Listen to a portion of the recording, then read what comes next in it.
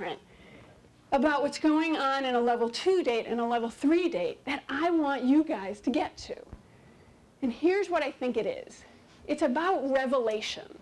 I want to tell you, actually, I debated about talking about this because it's a marriage story. And I don't want you to think that marriage is definitely about, that dating's about marriage.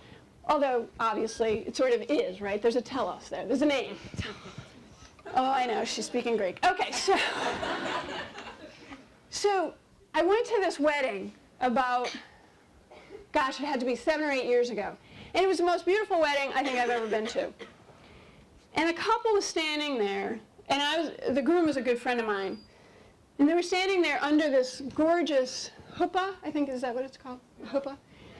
And which is sort of a Jewish traditional thing that they have in a wedding, a thing that they have.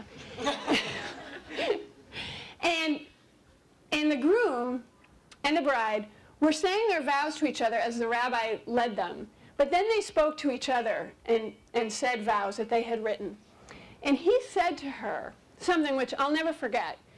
And I think it's what every person really it's the sort of thing that every person really longs to hear from somebody else, from another person in your life. He said, I used to read Scripture and think, wow, God chose to reveal himself to the Jewish people, to human beings, and that was done. But he said, when I met you, I realized that God was revealing himself to me through you. You are my revelation of God's love in the world.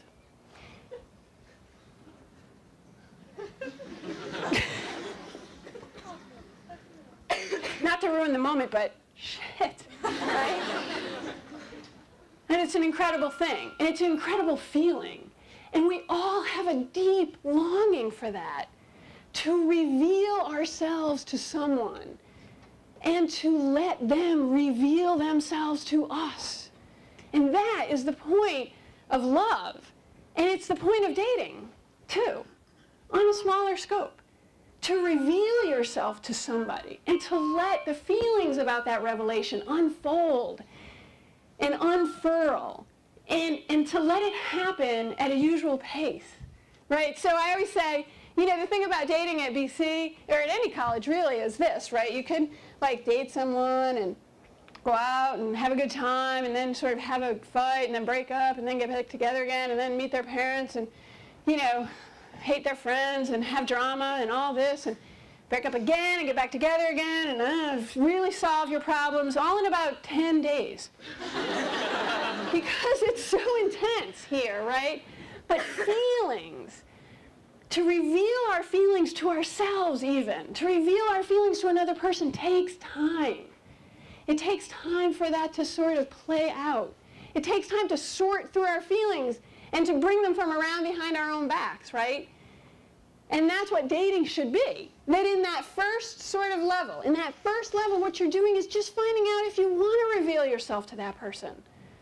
And then in level 2, to really do some of that work of sort of opening yourself up, of doing that kind of work that first student's email indicated that she couldn't do. That she had gotten to senior year and realized she didn't know how to do that at all. She didn't know how to sort of reveal herself, right? And to let somebody do that with her.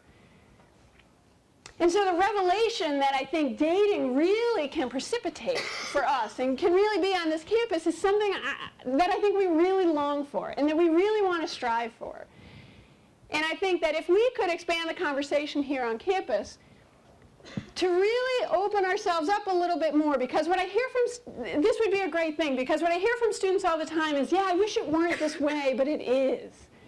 We just don't date, we just don't do that thing, right? But yet, here you all are, and I keep giving these talks, and people keep coming. I really keep expecting you not to show up anymore, and to say, she's just old, what does she know, right? But I think it could really work. I think it could really happen.